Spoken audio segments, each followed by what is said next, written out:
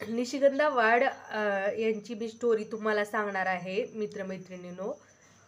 निशिगंधा वाड म्हणतात की आईने तयार केलेल्या अशा विश्वासाच्या निखळ आणि निकोप वातावरणात त्या वाढल्या. अशा वातावरणात मनावर कुठलाही ताण नसायचा. शिक्षणाची, अभ्यासाची आवड आईने त्यांच्यात निर्माण केली आणि तसंच घरातल्या संस्कारामुळे करिअर घडवताना, स्वप्न बघताना पाय जमिनीवर कसे ठेवायचे याचेही धडे त्यांनी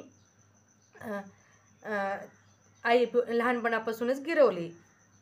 मोठी बहीण प्राजक्ता आणि त्या दोघी मुली असूनही त्यांच्या पालकांनी त्या दोघीमध्ये कधी चुरस केली नाही. रोज संध्याकाळी गणपती अथर्वशीर्ष म्हणायचे. त्यांच्या घरातील संस्कार आम्हा मुलींना त्या म्हणत की आम्हा मुलींना आमच्या कलाने घडवतानाच वळणदार आयुष्य कसं जगायचं याची जन्मभराची शिदोरी आई वडिलांनी तेव्हाच आमच्याही नकळत आमच्या सोबत दिली. त्यामुळेच आज त्यांच्या नावावर तब्बल 150 चित्रपट आणि 2 डॉक्टरेट आहेत. वयाच्या 40 नंतरही सध्या त्या केवळ स्वांत सुखाय 3री डॉक्टरेट मिळवण्याकरता सज्ज आहेत. प्राजक्ताने तर इयत्ता 7वीतच सर्जन होण्याचं नक्की केलं होतं. त्यानुरूप ती सर्जन झाली आणि आता तिच्या नावावर किती पदव्या विराजमान झाल्या आहेत याची गणतीच नाही. तसं म्हटलं तर आमच्या घरातली मी 6वी स्त्री असे त्या म्हणतात. म्हणजे सगळ्यात मोठी आजी, तिच्या हाताखालची शांताबाई, आजीच्या नंतर आई, तिच्या हाताखाली मीराबाई, त्यानंतर प्राजक्ता आणि मग त्या. त्यामुळे त्यांचा स्वयंपाकघराशी फार जुजबी संबंध आला. लग्नानंतर स्वयंपाकघरातील त्यांची गती पाककृतीपर्यंतच येऊन ठेपली, पाककलेपर्यंत नाही. पण त्याचा परिणाम त्यांच्या व्यक्तिमत्वावर कधी झाला नाही. त्याचं कारण बालपणीच रुजवलेला आत्मविश्वास. कित्येक मुलीमध्ये या आत्मविश्वासाचीच उणीव असते असं त्या इथे आवर्जून नमूद करतात.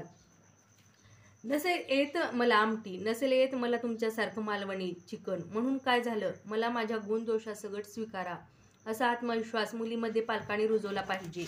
तसंच सौंदर्यासाठी, गोरेपणासाठी आसुसलेल्या तमाम मुलींना खरं सौंदर्य म्हणजे काय हे सांगितलं पाहिजे. त्यांची आई म्हणायची, फेअर अँड लवलीची क्रीम लावून सौंदर्य मिळवण्यापेक्षा आत्मविश्वास मिळवा. काळजापासून कर्तव्यापर्यंत नेलेला मार्ग हे खरं सौंदर्य, जे त्यांनी त्यांच्या आईवडिलांकडून शिकल्या तेच आता पाळण्याचा आणि त्यांच्या मुलीपर्यंत पोहोचवण्याचा प्रयत्न त्या करतात. त्यांची मुलगी ईश्वरी आता 10वीत आहे. ही पिढी ग्लोबल सिटिझन आहे. मोबाईलच्या एका बटनावर तुम्ही अख्खं जग जवळ आणता. हे बाहेरचं जग घरात नात्यामध्ये दिसतं. विशेषतः पौगंडावस्थेतल्या मुलांबद्दल बोलायचं झालं तर ही मुलं बुकपेक्षा फेसबुकवर जास्त असतात. गॅजेटशिवाय मैत्री होऊ शकते हे या पिढीला माहीतच नाही. ईश्वरीच्या बाबतीत सांगायचं तर आम्ही तिच्याशी कायमच मोकळा संवाद साधतो.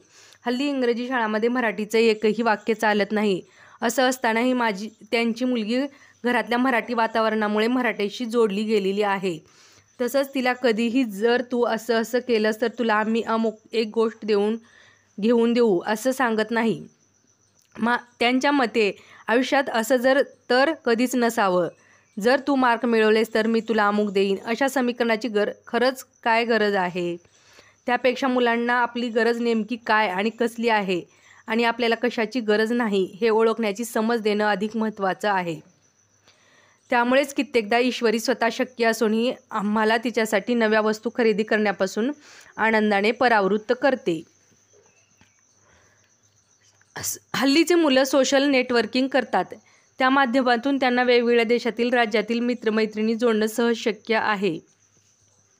त्यामुळेच त्यांच्याशी सतत संवाद साधला पाहिजे. तुला कोण आवडतं का बाळ, तसं असेल तर तू मोकळेपणानं आम्हाला सांग अशी जरी तुम्ही सुरुवात केली आणि त्याने आवडीच्या व्यक्तीला घरी आणण्याचं धाडस केलं तरी विश्वासाची पहिली पायरी तरी निदान तुम्ही एकत्र ओलांडलीत असं म्हणायला हरकत नाही. आई वडील हे मुलांचे मित्र असावेत. तसं असेल तर चुकीचं प्रलोभन मुलांना कधीही जवळ करावंसं वाटत नाही. आई वडिलांनी परीक्षेच्या क्षणी पाठीशी, स्पर्धेच्या क्षणी शेजारी आणि संकटात समोर उभं राहिलं पाहिजे. तेव्हा सुंदर नात्याचा परीघ मुलाभोवती अलवारपणे उभा राहील आणि त्यांना जगण्याचं बळ देईल. सो फ्रेंड्स, निशिगंधा वाड तुम्हाला सांगतात की स्वतः म्हणतात की तुम्ही मुलांशी संवाद असायला हवा, त्यासाठी तुम्ही त्याला गुणदोषासह स्वीकारलं पाहिजे, त्याला अंतर्मुख करायला शिकवलं पाहिजे, स्वतःची स्पर्धा करायला त्याला शिकवलं पाहिजे. आपलं मूल माणूस म्हणून करिअर निवडू शकते की नाही हे महत्त्वाचं. सो फ्रेंड्स, आपल्या मुलांना माणूस बनायला शिकवा, त्याला आई आणि मुलाच्या सुंदर नात्याला विश्वास जाणवून द्या. हा व्हिडिओ तुम्हाला आवडल्यास लाईक, शेअर आणि सबस्क्राईब करायला विसरू नका.